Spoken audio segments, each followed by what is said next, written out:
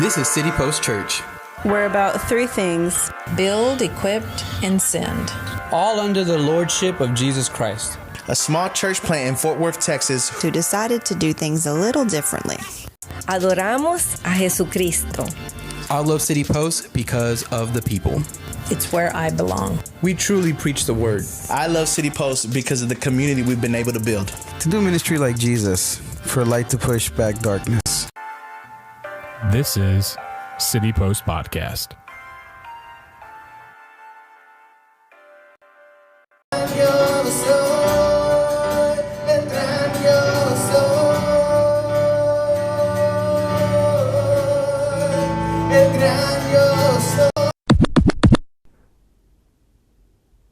Hey everybody, welcome back to City Post Podcast. This is episode 5. We're in the mid-season of our season, but I'm joined here with Ricky. Hey guys. And today, we're just going to talk about worship because the past couple of weeks, it's been on fire. Yesterday, Eric gave me and the AV team guys goosebumps yesterday. Hey. And I remember when I first came to City Post, and the worship was the most questionable thing ever. It was...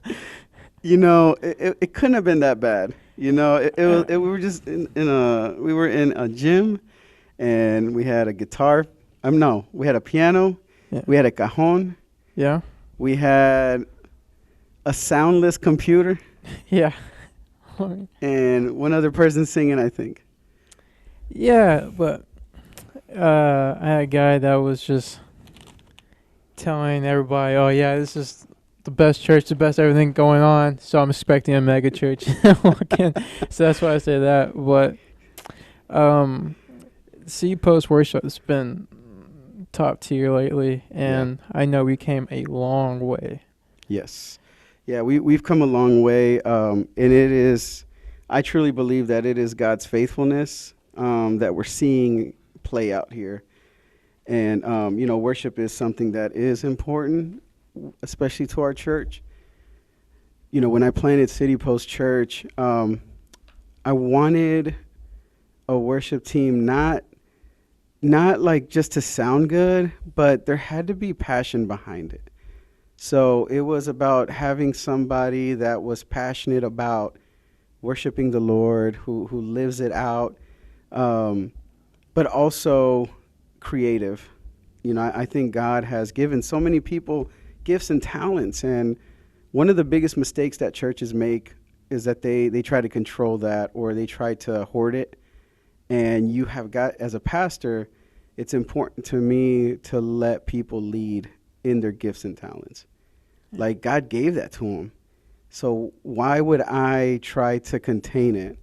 So I know our worship team has a lot of freedom. They have a lot of space to try new things. And but it's been really exciting to watch.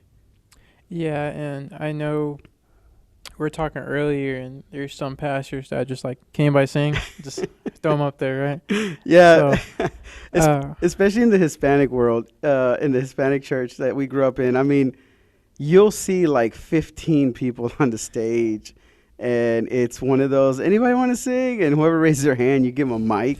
And it's just like a choir of ducks. You know, it's like, yeah. it does not sound good. And everybody's in their own mind. Nobody wants to harmonize, but they're worshiping. And so yeah. It's a little bit weird. But yeah, I'm glad you said that. And when C Post first started, how did the choosing the worship team kind of go? Was it, you know? No, that's a great question. So when we started, we began meeting at 5 p.m. So we were meeting at 5 p.m. on Sundays. I knew Eric since he was a teenager. And, people were like, yeah, there's this guy. He plays piano at his church. And when I heard him, I was like, oh, man, this guy's gifted. So whenever we did Surf Fort Worth, he would be one of the guys that I would pull to help lead worship. And my brother would kind of be the lead guy. But then Eric kind of became that role. So he would lead worship for us at 5 p.m. And then whenever we transitioned to the morning to 10:30, I can't even talk, 10:30. I remember we had this conversation, and I told him, I was like, hey, you know, we're about to transition. I know you lead worship at your dad's church, but just wanted to give you a heads up, man. This is what we're going to start doing. And he said, you know, he told us, we had a talk, and he said he felt called to be here and that he wanted to kind of be the worship leader here. And a few weeks later, we had an installation service, and we prayed over it, and we knew that Eric was the person that God sent us. And he was 22 at the time. Yeah, I was about to crazy. ask. He's been leading since 22. Yeah. He was 22 at the time, and you know, we knew he was young, but like we talked about in the past, City Post, you know, we strongly believe in building people. And I've seen Eric grow, in not just in his faith, but also in his calling. I tell him all the time, I was like, man, God has this amazing calling on your life. So understand this is where you're going. And and I just see him do some great things. But I will say too, COVID, because that's when we really our worship team really started growing. Really? How was it during COVID? Because I know churches shut down. Yeah. And it was certain people in City Post that are still meeting. I think it was you, Will at the time, and Eric. Right. So how would that go down during COVID? Yeah, so I found a loophole with the shutdown. And the loophole was that churches were allowed to meet if they were going to stream, but it had to be less than 10 people. And so as we began meeting, you know, John started to come to our church, this incredible drummer. And so it was John, and then Will, myself, you know, I'd bring the word. Eric would lead with the piano. And John had a friend named Mike, and Mike was watching the church online. And John decided he wanted to learn how to play the bass guitar. So as John was learning the bass guitar, Mike would send him messages roasting him how bad he sounded online. So John's like, well, you think you could do better? And the next week Mike shows up, and it's all downhill from there. And that's how we have Mike and Monica. So. Yeah, and from there, it took up like 10 times more. Like, it just got better from there. So what's kind of like your vision now for the worship team? Yeah, no, I love seeing what God's doing with it. It's amazing every single Sunday how this group of guys comes together and they just lead us. You know, they play so well. It's with excellence. You know, Joseph and Andrew, I knew them at South Wayside with our youth group, and my brother helped them develop their guitar skills. So it's great to see them included in this. I love seeing Kayla up there now, some female presence. Eric's sister. Yeah, and then, you know, Sarah as well. But kind of what I see our worship team continue to grow. Not because it's so good, but because of like a way that we could use it as discipleship. So there's a saying that says, good musicians attract good musicians. So Eric, John, they speak the language. They've played in bands. Yeah. You know, guys like John, they've played in front of thousands of people. So they have this incredible experience that they could use and pour into our guys. And then when you add a discipleship component to that, it goes beyond iron sharpening iron. It's now like we could hold each other accountable, and we could also grow in our faith at the same time. So I see our worship team, I pray that they continue to grow and thrive and grow people. I would like to in the future, I would love to see them write their own music. You know, I've always had this vision of creating something called like the City Post mixtape. Yeah. Where we mesh worship and hip hop together, or other genres of music with worship. Yeah. And then I would love to see our guys write their own songs to Christ. And Eric is a rapper. Yeah. E the musician. A free promo. Facts. But We need new music, by the way. I'm just saying. yeah, what's the next release?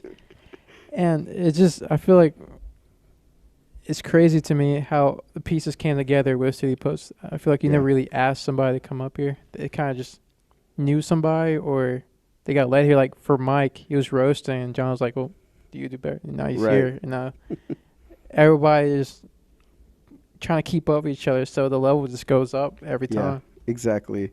No, and I truly believe, I mean, we talked about this in church planning. God sends you those people. And we have had people come into this church, see the worship team, and say, hey, I want to do that too. So we've had to start developing a process on screening some folks because we just want to make sure that the heart behind it is correct. So with that being said, people want to come in and join the worship. Has there been anybody that, like, you were confident that talked a big game and they just blew it? All the time. All the time. Well, I wouldn't say blow it. Well, you know, they're just not. Because just because you're a spiritual person doesn't mean that you should be leading worship. Yeah. It's like saying, man, I love to preach, so when are you going to let me preach?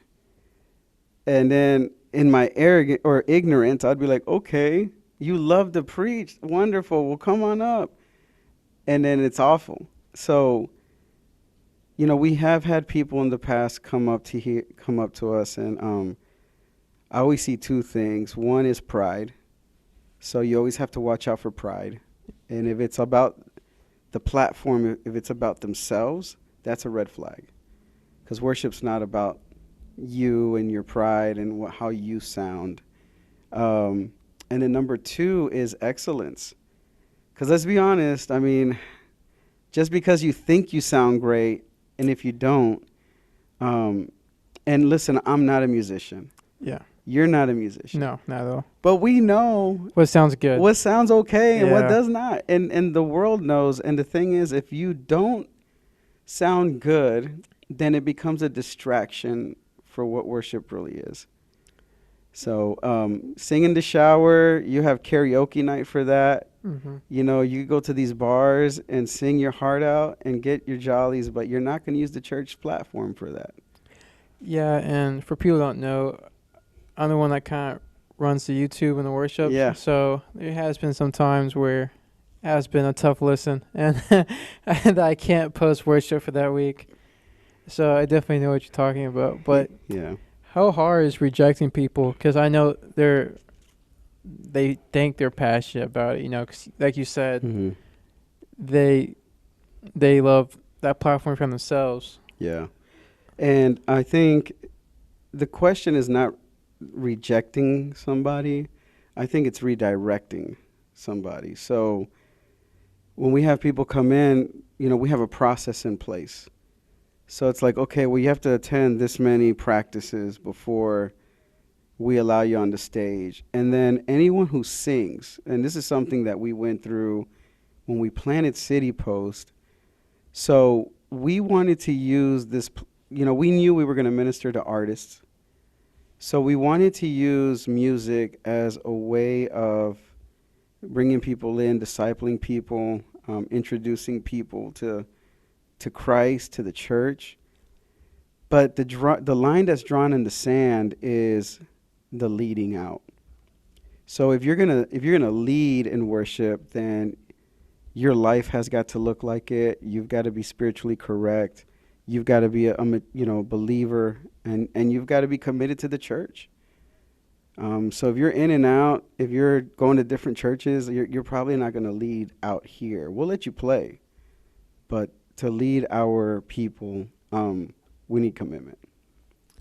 Yeah, and I feel like C Post does it different than most churches that we talked about earlier. Yeah. How they just throw people up there. Mm-hmm. Why is this whole system and how you choose worship so important to you? Yeah, because it's about excellence. It's about giving Jesus your best. You know, if you look around this building, if I wanted to, We could have not painted it. We could have left it the way it was. We could have left the speakers on those big old poles. We could have stayed on that little shanky stage in that corner. Yeah. And just be like, oh, well. But I have to ask myself, is that the best I can do? And even in sermon prepping, even in my teaching, I always ask, like, is this the best that I have to give to the Lord? So there is a standard of excellence that we strive for, and it's not because City Post Church, it's about who we worship, and we truly believe that God deserves our best. So that's where our standard of excellence comes in. And when you do see something that bothers you, like what are things that bother you with the worship? Man, what bothers me is laziness. Like you could tell if somebody didn't practice, or also if there was not much of a thought process behind things. You know, like you're just pulling stuff out of the air. Also, repetitiveness bothers me, because if you're not growing, like if we're singing the same exact stuff from 1998 or 2003, and it's 2023. Yeah. Why haven't you learned new things? And what that tells me is that there's no growth in your life or your spiritual life. You're just kind of going through the motions. You're just checking off a box. Yeah. And so how do you choose the songs then for every Sunday? Yeah, so I work with Eric, and we make sure every song is scripture focused, like scripture based. So wording matters. We also make sure every song is around the lordship of Jesus Christ and sings about Jesus. It talks about Jesus. You want songs that are gospel centered, not person centered. And it's really easy to pick like feel good songs. Like there's some songs that are anthems. Like you could just, you know what's gonna move. But the question is it gospel centered? Is it about Christ? And then there's some times where I'll send Eric like, hey, I've been getting ready for the sermon, and this song keeps popping in my mind. Can we do it on Sunday? You know, and we have that relationship where he trusts me. He's like, okay, you know, Rick's not gonna steer me wrong, but I also trust him, knowing that if I request a song, he's not gonna like bomb it. You know? Yeah. He's gonna pull through. Yeah. And is there some people that request songs and you have to tell them no? All the time. Really? Boy, we had a list. There's so many people that want to hear songs, and I get it. I used to be that guy.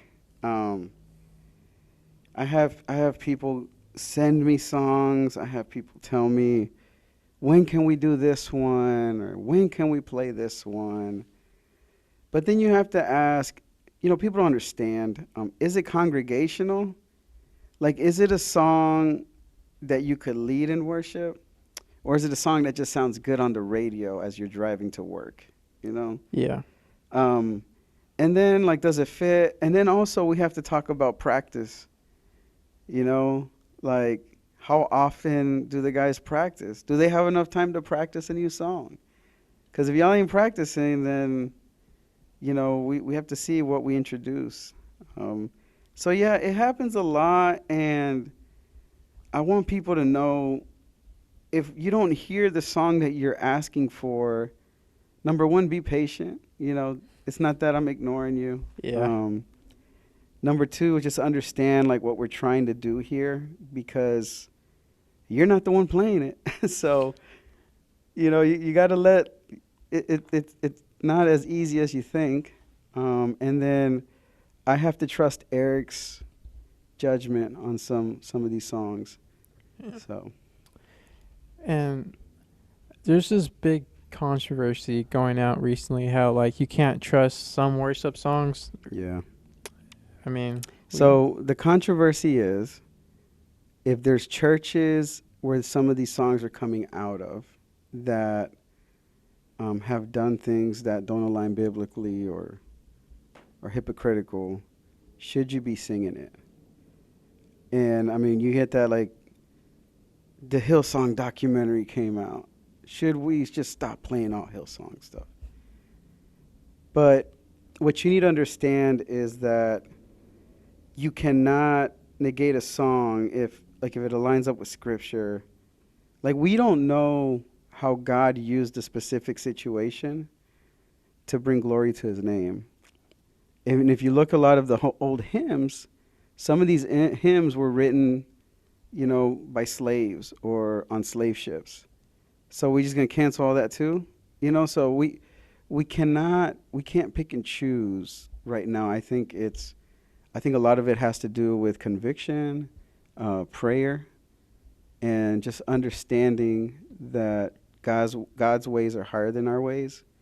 So, we go by the Spirit, and we rely on him.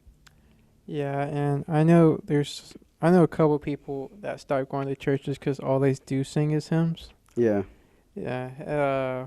What are your thoughts about, like, hymns? Like, we see that. No, Would you like to play some? Or? Yeah, I mean, hymns are rich in theology. Like, there's nothing wrong with hymns. Hymns are great. I just think you just can't box yourself in and say, we're only going to sing hymns here, or vice versa. We're only going to sing Passion, or we're only going to sing Hillsong. Yeah, you can't box yourself in. That's not, I think you're limiting yourself. But I think hymns are great. There's nothing wrong with them. Yeah.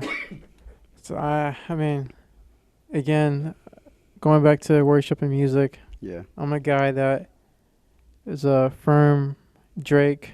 Right. Hip hop. I forgive you. It's all right. Though. There's no forgiveness there. But, I mean, so going in from that into Christian music. Yeah. Not gonna lie, it has been tough, but there is some, like, here helps a lot. Yeah. City Post, because I can definitely see why there's certain songs we choose and the way they move, and I can also see how you ask Eric, can you play this song because it ties into the sermon, and that has helped me a ton. So, like, how would you suggest somebody to, like, completely translate from, like, cellular music to gospel? That's a great question. So I think that's where excellence comes in.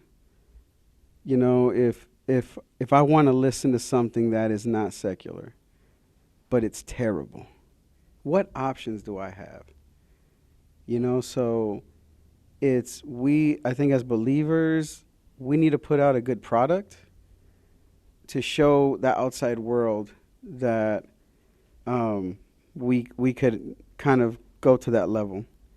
Because I'll be honest, like, I've heard a lot of Christian music that's like, it's not anything good. But I also heard a lot of secular music that's trash too. So, it goes both ways. I mean, you're comparing to Drake, like, that's not helpful. Whoa, okay. So, okay, moving on.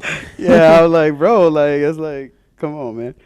I think you said good music, but and I know Christians get a bad rep, like Pure Fix and all that. They think it's all corny, but I have found some good music. Yeah, I agree with you, man. It's like there's good stuff out there. Yeah. That and I think that the tide is turning. I think that there's better quality now, and there's better bands, there's better musicians, there's better artists, and like something I love what Lecrae said. He's like, I'm not a Christian rapper. He goes, I'm a rapper that happens to be a follower of Christ, a believer. Yeah. So what's going to come in my music is what's influencing my life. And I think if people took that perspective a little bit more, we would get better quality things. Yeah, and last Sunday you were talking about how, like, okay, it's cool that you don't cuss. It's cool that you change the way you dress or anything, but are you doing it for Christ or just to change your persona, right? Exactly. And that's kind of how I've been doing it. It's just like, okay, just at first, yeah, I just stopped doing it, make myself feel like a good person. Mhm. Now it's like, what helps me is, okay, are you going to choose God every single time in Right. every aspect of your life? So Mhm. that kind of helps us like, okay, I'm going to choose God. I'm going to listen to worship. Then, Right. you know, it's more like I'm not doing it to feel like a good person. I'm doing it to. Right. And that's the thing. And as you grow in your faith in Christ, what's going to happen is that there's going to be things that aren't honoring to God that are going to start kind of bothering you a little bit. Like it's going to like jostle your heart. Like, should I be listening to this? And then you might even like change it instead of like the one with the explicit lyrics, you'll just get the clean version. Yeah. You know, and it's just little things like that. But it's not anything like, oh my gosh, I can't listen to this. This is terrible. This is going to make me say bad things. No, it's, man, I want to honor the Lord with my life. So I'd rather not listen to this than, and just, you know, find something corny or whatever, than listen to this so that way, you know, I have noise. Yeah, and good thing C Post, they pick good songs that are not corny. So that. I hope so. And if you want to listen to those songs, we have a playlist on Spotify. You can check that out. Good plug. But back to like the worship, what are Mhm. some things you like to see improve on it? Man, so there's a passage, John 4:23 and 24. So this is Jesus talking. Sorry, let me find it here. It says, "Yet a time is coming and has now come when the true worshipers will worship the Father in the Spirit and in truth. For they are the kind of worshipers the Father seeks. God is spirit, and his worshipers must worship in spirit and in truth." And then the woman goes on to respond to him in verse 25. It says, "I know that the Messiah, called Christ, is coming. When he comes, he will explain everything to us." And then Jesus declared, "I am the one you're speaking of. I am he." So what I would love to see is a worship team, like every single person on the worship team worship God in spirit and in truth. Not just play a song, not just try to not mess up, not just get up there and play flawlessly, but I would love to see your life look like that. So imagine coming in on a Sunday morning where you're not just worshiping God on this platform, but you've been worshiping the Lord all week. Like, man, how powerful would that be if everybody was on that same vibe, that same place? So that's something I would like to see, our worship team. And then also, I would like to see a little bit more ownership. So don't just play a song just to play it. Make it your own. You know, like, be free. Get people involved. Say, you know, like, so you don't always have to say, okay, this is how the song sounds, so we got to play it this way. Man, like, just make it your own. Yeah, and it's kind of like shows that like that fire and like that Right. passion. Right. And I feel like that's why the past couple of weeks has been how it's been. It's just because I remember it wasn't even like when I first started doing serving for the church. Mm-hmm. It was like 2 months ago, and it's nowhere Yeah, as it it's was. way Past, that's right. It was just within a month, so that's crazy to me. Yeah, and then one more, another thing I'll say about it too is, you know, you cannot, what I love about worship is that you are worshiping the Lord with these lyrics, like these words on the screen. I'm not creative enough to come up with the stuff that I'm singing out loud, right? So there is a joy to worshiping God. There's like, you're trying to tell him how amazing he is. Psalms 100 verse 2 says, "Worship the Lord with gladness. Come before him with joyful songs." So if you're coming before him all down, you're trying to sing these songs like all melancholy, Like, our God is a lion. I remember one of their guys, he was singing this song like somebody died. And I like stopped him. I was like, hold on, you cannot you cannot sing this song if you're not going to proclaim it. Just turn your mic off. Like, come on, bro. Like, you're singing, understand who you're singing to. So, but yeah, so I just think that's important. Yeah, and what you said earlier about them writing their own songs. Yeah. Why not put their music on streaming now? Why wait till later? Make it their own. Right. Copyright stuff, of course. Oh, yeah. I mean, everybody does it, so it's fine. I mean, as long as you don't make money off of it, right? You'll be all right. But also, I think it's you want to get to a place where you can create. So whether it's write your own song, maybe do a different kind of arrangement, make it your own. And I think that's when you could start putting stuff out. But we do have like our YouTube channels, our playlists. I know we me and the girls always listen to City Post Worship. So and they love the songs. They know them all, man. It's awesome. And so we do that now, kind of, when we mash songs together, like Mayor Martha and Let There Be Light, and I think God Revival and yeah. So we kind of do that now. Right. So that's pretty cool. And that's the creative process that I'm talking about. Because there has been times where I'd come up there and I was like, man, you know what we should try? And I will jack it all up. Yeah. And then Eric comes back and he does it and it's like really good, But there's that freedom to be creative here. Yeah. So are you worried about when they do write their own music that it's just going to be terrible? Or we can just use some chat GPT? So there's a rule here at City Post that I tell everyone, just don't suck. Yeah. Yeah. So I don't think it will be terrible because the standard that we have here, but also if you look at the level of musicianship that we have, if you look at like John is an incredible drummer, but he also understands music. And he's one of those guys that's not just going to let something fly. Yeah. He'll say like, hey, that's not going to work. Yeah.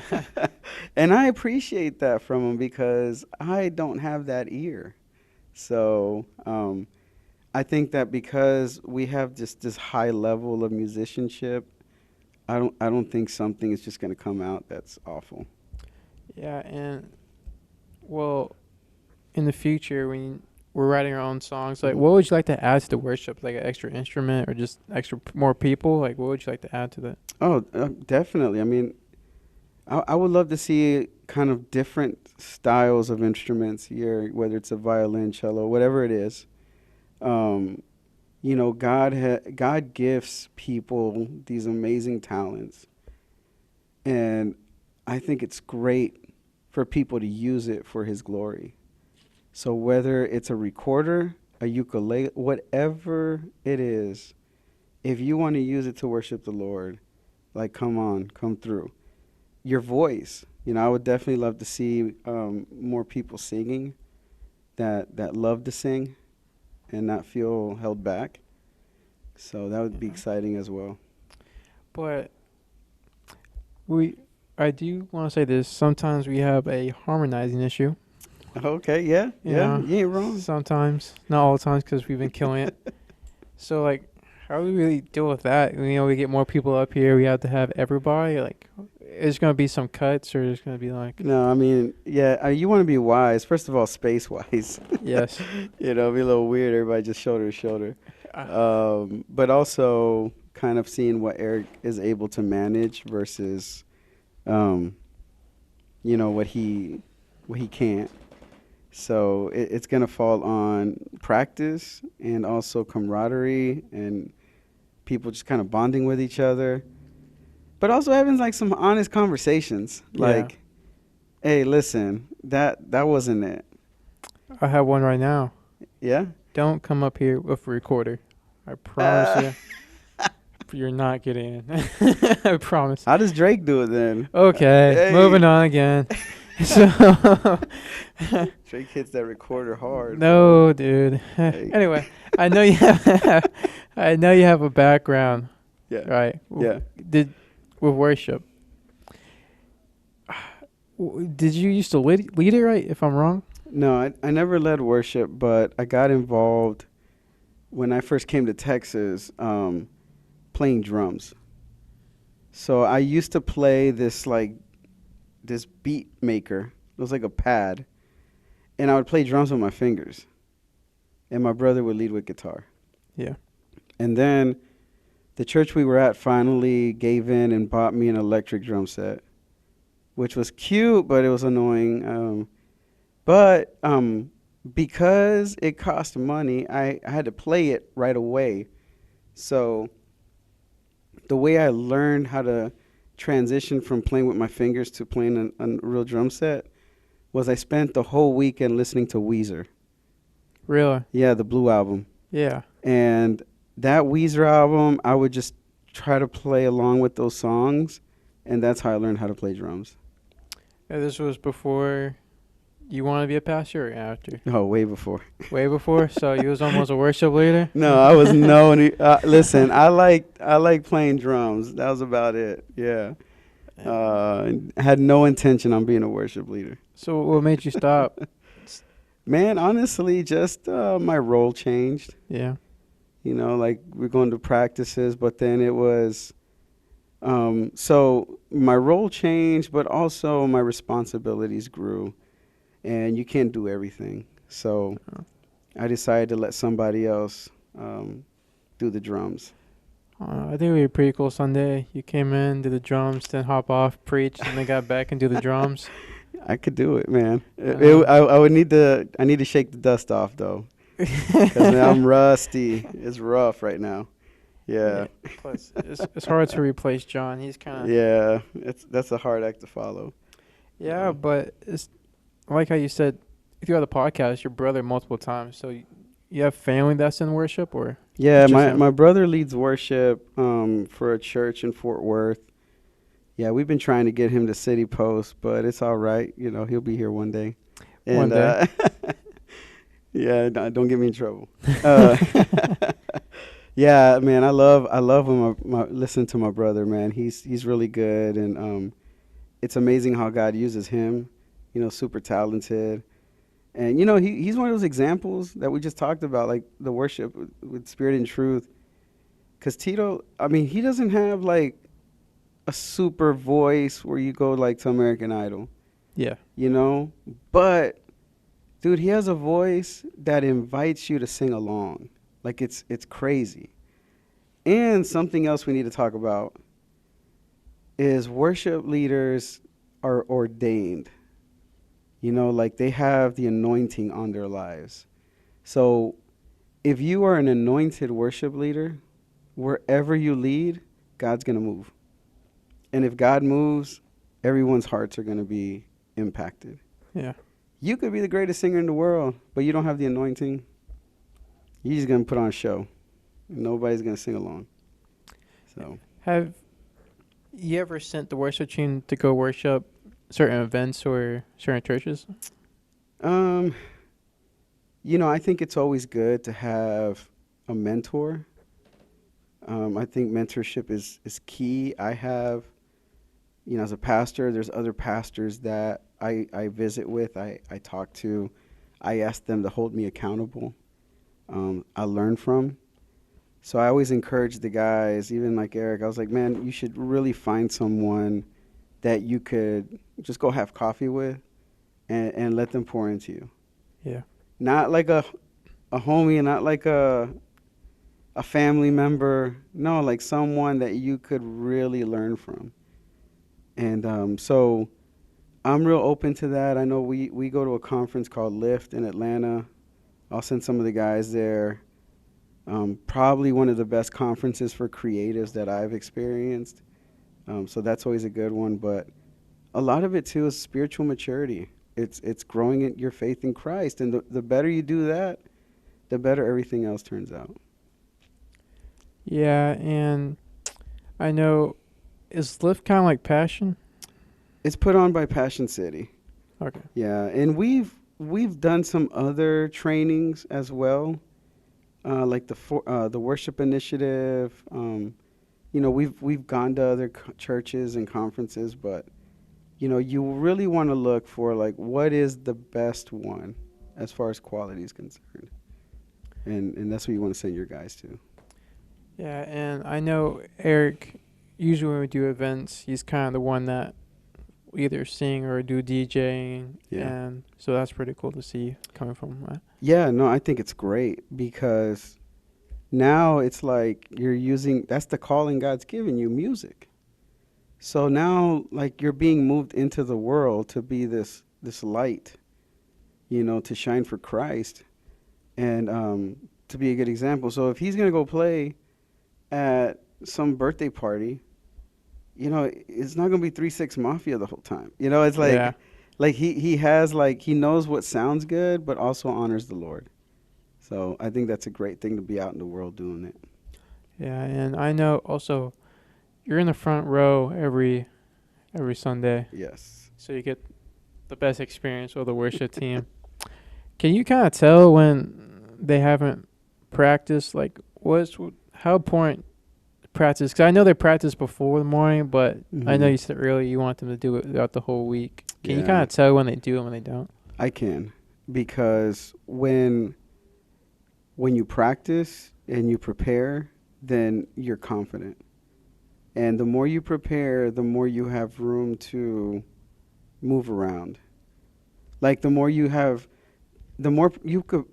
prepare, the more space you have for improv, the more space you have for walking around, moving your body, trying things inside of the worship context. So when you're not prepared and you don't practice, your face is glued to the lyrics on your iPad. And that's going back into like owning the song, right? 'Cause Exactly. you know what's coming. You know what to do. Exactly. You're not doing it last minute, like 30 minutes before service start, Yes, and it's obvious. It's so obvious. And yes, the song sounded good. Congratulations, you didn't miss a chord. Yeah. But your face was glued to it. And I think people could notice that. And believe me, when I'm not sounding judgy. I'm not trying to. But, it goes for preaching as well. When you don't prepare well, when you don't practice well, it's not as powerful. It's not as fluid. You use a lot of words to fill space, and it just doesn't flow well. Yeah. And so this whole journey with our worship team, has there been any rocky roads, or has it been smooth sailing? There's always going to be challenges. You're dealing with different personalities and preferences. And, I remember when we first started, Eric used to sing with a chip on his shoulder. Yeah. Which I loved it. Brother was just getting it out. But then there are some people who are like, oh, it's too loud. And I'm like, really? Oh, yeah. It's not too loud. This is great, Yeah. Preference. There it is. I think we finally reached a point where it was better than the dark room, because the dark room had high ceilings. That's true. And so it was like this echo, just louder, and it's just. Bro, it was, yeah. But now I feel like if we keep this up, the streak that we have right now, it's 10 times better than dark room, which you can also listen to on our YouTube. Yes. I have a playlist called The Dark Room you can listen to. That's right, dark room sessions. And when you talk about preference, for me, I like it loud. Me too. If it was up for me, I would have this volume, I would have this place turned up all the way. Feeling the bass? Feeling it in your soul, borderline need some earplugs. You know what I'm saying? If it went up one more notch, but that's me. But then I got to remember, it's not about me. Yeah. We got to think about everyone in our audience. We got to think about, what certain people can handle. Yeah, and I know, when I first started doing the sound, I was told multiple times, multiple people, this is not a concert, this is church. Yeah. So there's been times where I want to turn John all the way up, just him and Eric and Mike, just all the way up. But then, like, it's not a concert. So I think our way around that is during rehearsals in the morning, because that's when the complaints hit. Yes. The crying hits. It's too loud. It's too loud. I was like, yeah, bro, but there's nobody in this building right now. Yes. So I think it's when we start worship, we need to turn it up. But when we rehearse, we kind of keep it low. And because also, you know, when there's people in the room, it changes the dynamic. And so I just think that we just have to build a better ear for sound and not just think it's one way the whole entire time. Yeah, and when I first started using sound, I didn't realize how important the role is. Yeah. I thought it's just the music from the worship, then the sermon, the music again. I didn't know there was so much music involved during the whole thing. Yes. That keeps it like flowing and you feel more moved. Mm-hmm. So from that side, it was pretty cool. Also a learning curve to learn. Yeah. Because I know when I first started, I messed up a lot and it kind of messed up the flow of everything. I didn't realize how big it was. You know? Yeah, and I know for me, I love being creative. So I like using videos. I like using visuals. You know, I hope to do more in the future. So what AV or what you do plays a big role because that's what keeps everything flowing. It keeps it moving. It ties it all together. And I think the most important thing is it limits distractions. Yeah. You know, so you already have 10 million things fighting for your attention. So the least distractions that we can have, the better it'll be. Yeah, and it also doesn't make things awkward. Because I know there's some times where I forget to unmute something, and it's just complete silence. And I'm just like, oh, no. The video's going, everybody's looking around like, where's the manager? I know. Who do I got to talk to? And, yeah, so those are moments where I'm like, oh, man, I have to lock in here. No, and then, you know, in my mind, there's two things. Like, you can't take yourself that serious. I mean, there's going to be mistakes. It's okay. You know, the more that you try things, there's going to be mistakes, and that's how you learn. You know, so that's okay. It's not that bad, and it doesn't happen as much anymore. Yeah. You know, so that's good. Yeah, because you learn from it. Yeah, right? I learned from it. Yeah. But one more thing I really want to reach you. How you feel about our media presence with the worship songs out? Like, when you think of worship songs, like, we post them, but, you know, if it didn't sound like good, we'll go back and delete them. Why not just leave them up there? Yeah, because it's just growth. That's all it is. Growth and capacity. And I think it's good to continually evolve and change. So if we sing one song, let's say if we sing How Great Is Our God 3 years ago, it's going to sound way different now. Yeah. So it's okay to erase some older stuff and say, hey, here's some newer versions of it. I don't think it's a bad thing to evolve and just have constant change. What if the worship team just did horrible that Sunday? Will we still post it? So I have two thoughts on that. Okay. So if it's like just terrible, I still post it because I want you to listen to it. Yeah. You know, like, okay, you didn't want to practice, or I think sometimes it's a great ego check. You know, like you think you got it, and it's just horrific.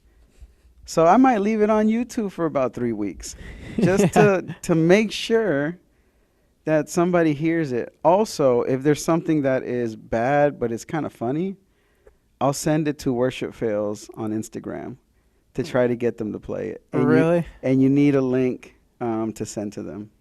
Oh, that's... It's only happened twice. Really? Yeah, but they never played it. Oh, no. That's terrible. It's wrong, but at the same time, it's kind of funny. And, you know, I think it's good to kind of have fun with it a little bit. But also learn, you know, but I truly believe that because it's a good, like, hey, you're not all that. Yeah. We're all human. No one is above practice. No one is above growing and learning, even myself. Like, I'll be honest, I've had some sermons that were terrible. Like, I look back and I was like, oh, what was I thinking? Really? Like, I said that? Oh, yeah. Like, they didn't flow. It was a bad use of scripture. The example didn't match. I used a lot of words like, you know, or so I've gone back and I'll listen to it and I'll see where I can improve. Yeah, and when I started doing the YouTube, I haven't seen any of that. Only the worship, and I mean, again, I'm not judging, but sometimes it just makes me mad how I just wasted 6 to 7 minutes of my life. Oh, chill out. It just it's a tough listen. I was like, and if I can't post a song, I'll try to make shorts out of it, and then it makes me more mad if I can't post shorts out of it because it's just like a waste of time, you know? Yeah. But that's my little rant. I didn't mean that's it. too funny. I But love it. yeah, man. Was there anything you like to leave? Yeah, Psalm 75:1. We praise you, God. We praise you, for your name is near. People tell of your wonderful deeds.